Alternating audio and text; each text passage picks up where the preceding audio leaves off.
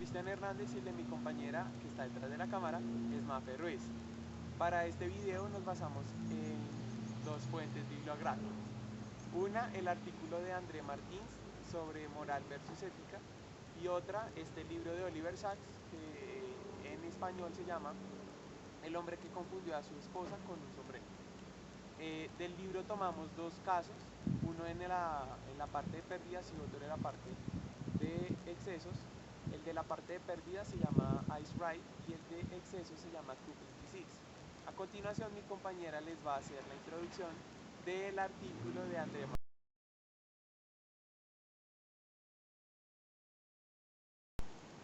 El punto de partida para realizar este ensayo fue que mi compañero y yo nos planteamos cómo los pacientes de Oliver podían tener una diferencia de lo moral y la ética eh, desde su enfermedad, es decir, cómo ellos la vivían y cómo la entienden desde su realidad. También por esto nos remitimos al artículo de André Martins, porque aquí él dice que tienen diferencias, pero que en sí siguen siendo lo mismo, o sea que en algún punto tiene que haber una conexión entre estas dos.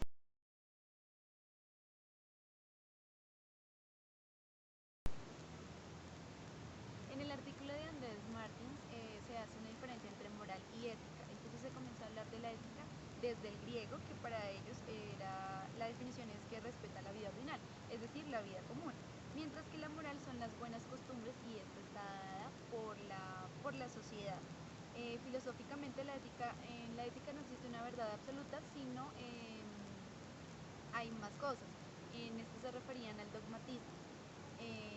Bueno, también en la ética hay un carácter inmanente de convivencia y es el individuo como igual o inmerso en la sociedad, mientras que en la moral están divididos o aislados. Bueno, ahí también trataba de cómo los psicólogos veían lo ético y lo moral y cómo deberían enfocarlo en sus pacientes.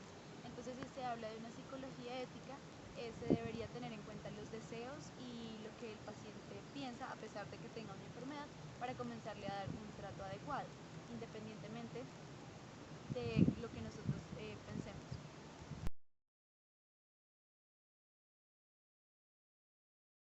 De Cupid's Disease, Oliver Sacks cuenta el caso de una paciente que se llamaba Natasha K, de casi 90 años, que llegó a consultarlo porque había presentado ciertas anomalías, ciertos cambios en su propio ser, que pues la llevaron a preguntarse qué le estaba ocurriendo.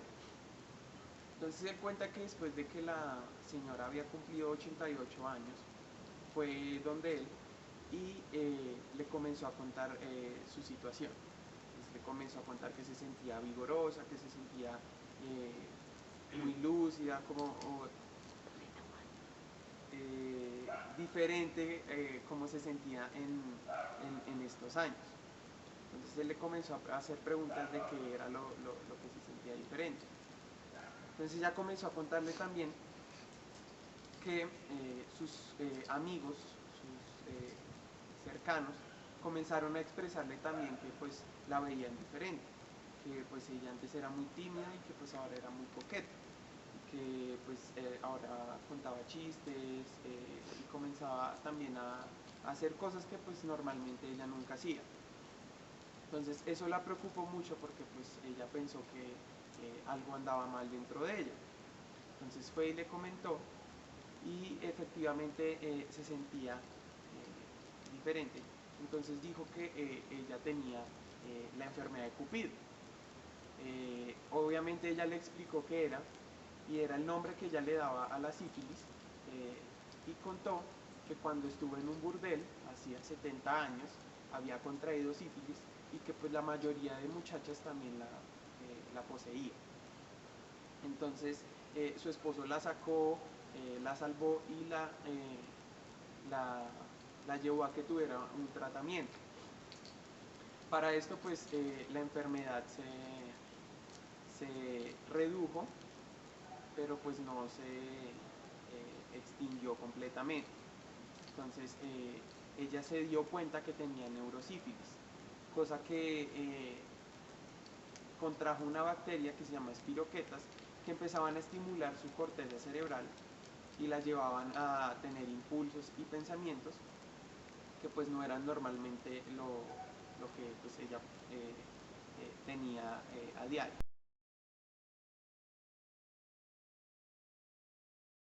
Oliver Sacks le continúa comentando pues, al mencionado doctor todos sus síntomas y le cuenta que pues ella desea conservar su enfermedad porque la hace sentir bien, la disfruta, pero que no es, o sea, le pide el favor que se la deje en el límite, por decirlo así, en el que se encuentra, ya que pues no quiere perder esto que ha obtenido durante un año que se ha dado cuenta de su enfermedad. Oliver Sacks la interviene con penicilina y esto produce que las espiroquetas se mueran, pero los efectos secundarios de las espiroquetas pues no se van a revertir. Es decir, su corteza ya ha sido dañada y por tanto está desinhibida de muchas acciones que la llevan a tener muchos pensamientos e impulsos que pues nunca había tenido antes. Entonces, las dos opciones que le deja Oliver Sacks es continuar con o sea, disfrutar su desinhibición y como entregarse a sus pensamientos e impulsos y sin ningún tratamiento para su autocontrol y el daño pues en su corteza. Ella afirma que pues es una cosa muy divertida porque pues ella dice que le expresa a Oliver que sería interesante que pues él también tuviera a Cupido, ya que pues ella se siente muy reanimada, rejuvenecida y pues que siente que va a vivir por mucho más tiempo. Otro caso que llega a Oliver Sacks es el de un paciente que se llama Miguel O, que fue diagnosticado con manía y que llegó a consulta y que pues presentaba muchas acciones y comportamientos muy parecidos a los de Natasha. Él decidió pedirle que dibujara esta figura, esta que está acá. Entonces su paciente lo que hizo fue dibujar esta figura. Entonces esto fue bajo el estado de excitación debido también a las espiroquetas en su corteza. Él también, o sea, después de dibujar esto, él empezó a dibujar naranjas dentro de la caja. O sea, yo diría que él pensó que esto era una caja con una naranja dentro. Entonces él empezó a dibujar naranjas. Pero lo que se encontró fue que al estar en un estado de excitación, pues él no seguía como la instrucción que se le pedía de copiar este dibujo. Oliver Sacks dejó pasar el tiempo y le preguntó por qué lo había hecho. Entonces, pues estaba en estado de excitación y que pues él le costaba como seguir la instrucción. Le volvió a pedir que dibujara el mismo dibujo, pero lo que él hizo fue dibujar esto, o sea, una cometa con una cuerda atada a un niño, y gritaba muy eufóricamente, niños elevando cometas y cometas volando, lo gritaba muy emocionadamente y muy repetidamente. Esto estaba en estado de drogación o drogadicción, o sea, porque se le había administrado el EDOPA para ver si su estado de excitación disminuía. Entonces también pues le preguntó por qué lo había hecho, si pues el dibujo no tiene relación con la instrucción que se le dio.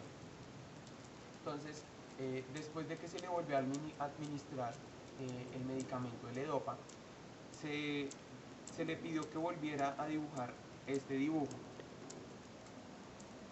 En ese momento sí lo hizo, pero lo hizo mucho más pequeño, igual que el círculo con la cruz.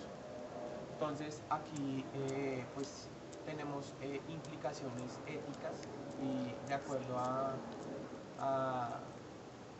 o sea, los efectos que tiene el medicamento en la administración o sea, los efectos del medicamento en la enfermedad del paciente. Entonces, ¿qué efectos tendría el medicamento para que el paciente dibujara esto o dibujara la caja abierta? Igual que en Natasha, pues la implicación sería como el dilema ético que ella tendría de que quiere o sea, conservar su enfermedad porque la hace sentir bien, pero que, o sea, quiere que, o sea, como no quiere ser estigmatizada socialmente.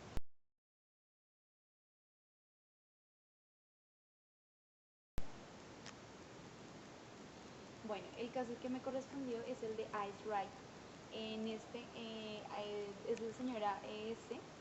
Ella tiene 66 años y sufrió una lesión en el hemisferio derecho, es decir, que no percibe nada de su lado izquierdo.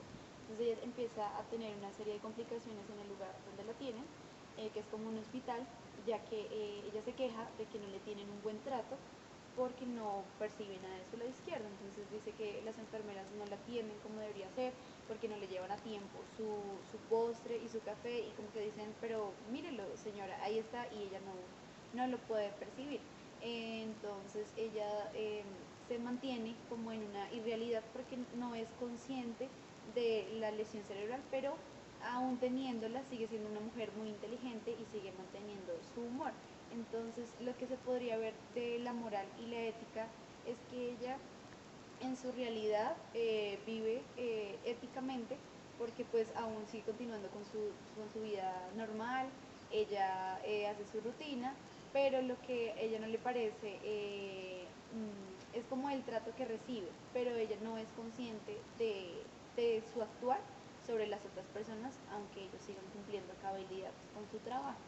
Por la parte moral, se podría decir que, pues, aunque, o sea, viéndolo desde el artículo de Martin, esta es una disfunción del individuo y la sociedad. Entonces, ella también tendría esa parte moral porque no tiene en cuenta lo que las otras personas están haciendo por ella, sino solo vive en su realidad debido a esta lesión.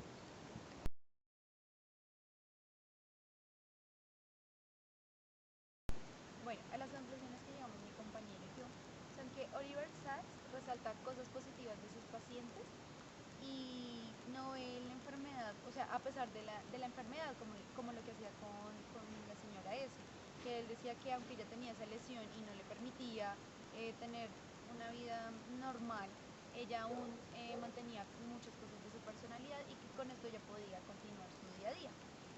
También Oliver le da como la posibilidad a sus pacientes de una libre elección, ya que también ellos son los que le dan el carácter de bueno o malo a la enfermedad, como en el caso de Natasha, que para ella la enfermedad era algo bueno porque la hacía sentir satisfecha, pero lo que en este caso no era bueno es lo que está establecido por la sociedad. Eh, También nos parece que la praxis que él maneja es del todo ética, ya que sus pacientes siguen su vida común y la enfermedad no es o sea, no es un impedimento.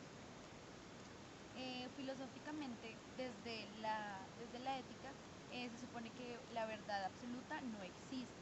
Entonces, pensamos que Oliver también se remonta a esto porque él nunca etiqueta a sus pacientes de discapacitados o que debido a la enfermedad pueden dejar de hacer cosas, sino que al contrario, como ya lo decía anteriormente, rescata lo que a pesar de la enfermedad ellos siguen manteniendo, como lo podemos